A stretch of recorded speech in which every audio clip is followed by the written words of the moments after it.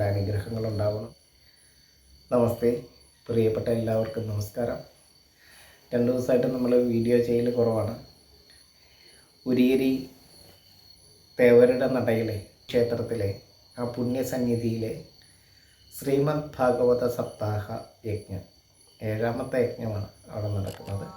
ഇത്തവണ നമ്മുടെ ആത്മീയ ആചാര്യൻ കൂടിയായിട്ടുള്ള പള്ളിക്കൽ സുനിൽജിയാണ് സപ്താഹ ആചാര്യനായിട്ട് എത്തിയിരിക്കുന്നത്. അതുകൊണ്ട് ഞാൻ മിക്ക സമയങ്ങളിലും ഉരിയരിയിലേക്ക് പോകുന്നത് കൊണ്ടാണ് വീഡിയോ ചെയ്യാൻ പറ്റാത്തത്.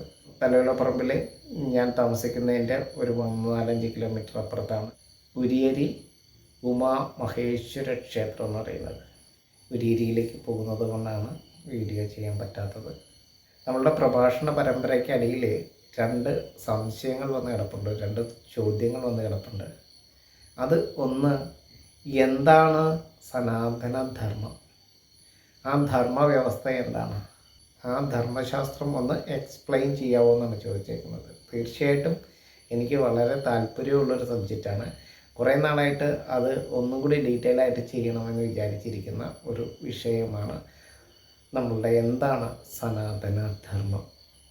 നമ്മളെല്ലാവരും അറിയേണ്ട കാര്യമാണ് സനാതനധർമ്മം എന്താണ്, സനാതനന്മാരാരാണ്, സനാതനികളാരാണ്, സനാതന ധർമ്മവിശ്വാസികളായിട്ടുള്ള മനുഷ്യർ ആരൊക്കെയാണ്, എന്തുകൊണ്ടാണ് നമ്മൾ സനാതനധർമ്മികളായിട്ട് തുടരേണ്ടത്, എന്തുകൊണ്ടാണ് സനാതനധർമ്മം നിലനിൽക്കേണ്ടത്, ആ വിഷയത്തെക്കുറിച്ച് നമുക്ക് സംസാരിക്കാം. അതൊരു പരമ്പരയായിട്ട് തന്നെ സംസാരിക്കാം. 2-3 എപ്പിസോഡുകളിലായിട്ട് നമുക്ക് അത് ഒരു പരമ്പരയായിട്ട് സംസാരിക്കാം. അതുപോലെ തന്നെ ചോദിച്ചിരിക്കുന്ന മറ്റൊരു ചോദ്യം, അതൊരു ഗംഭീര ചോദ്യമാണ്. നമ്മുടെ രാഷ്ട്രത്തിൻ്റെ പേരെങ്ങനെയാണ് രൂപപ്പെട്ടത്? ഭരതൻ ഭരിച്ചത് കൊണ്ടാണോ ഭാരതം? ഒരിക്കലുമല്ല അല്ലേ. ഭരതൻ ഭരിച്ചാൽ എങ്ങനെയാണ് ഭാരതം എന്ന് പേര് വരുന്നത്?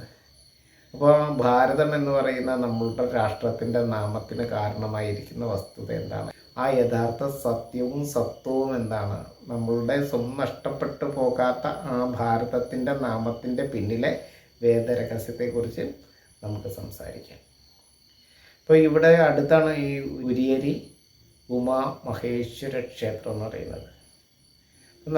ഞാൻ താമസിക്കുന്ന വീടിൻ്റെ അടുത്ത് 4-5 കിലോമീറ്റർ ദൂരെ അപ്പുറത്താണ് ഈ ഉമാമഹേശ്വര ക്ഷേത്രം ഉരിയരി. പണ്ട് മുഗളന്മാരുടെ പടയോട്ടക്കാലത്ത് തകർന്നു പോയ ക്ഷേത്രങ്ങളിലൊന്നാണ്. ആദ്യത്തെ ഈ നാട്ടിലെ ഏറ്റവും പുരാതനമായിട്ടുള്ള ക്ഷേത്രമാണ്. വലിയ വിഗ്രഹമാണ് മഹാദേവൻ്റെ. വലിയ ശിവകുടുംബം തന്നെയാണ് ആ ക്ഷേത്രം. ശിവഭഗവാനും പാർവതി ദേവിയും സുബ്രഹ്മണ്യനും ഗണപതിയും എല്ലാമുള്ള ആ ഉമാമഹേശ്വര ക്ഷേത്രത്തിലെ സപ്താഹ വിശേഷങ്ങളാണ് നമ്മളുടെ ചാനലിലൂടെ ഇപ്പം നടന്നുകൊണ്ടിരിക്കുന്നത്. അപ്പോൾ അതിനിടയ്ക്ക് നമുക്ക് വീണ്ടും നമ്മളുടെ വേദത്തിലേക്ക് വരാം.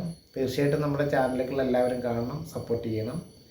അതുപോലെ തന്നെ നിങ്ങളുടെ സംശയങ്ങൾ, വിലയേറിയ അഭിപ്രായങ്ങൾ എല്ലാം ചാനലിൽ രേഖപ്പെടുത്തണം. നമുക്ക് തുടരാം. നമ്മളുടെ ചാനലിൽ ഈ ചോദ്യം ചോദിച്ച ആ മഹത് വ്യക്തിക്കും മറ്റെല്ലാവർക്കും ഒരിക്കൽ കൂടി നന്ദി പറഞ്ഞുകൊണ്ട് വേദചിന്തകളുമായിട്ട് നമുക്ക് വീണ്ടും തുടരാം. നമസ്തേ.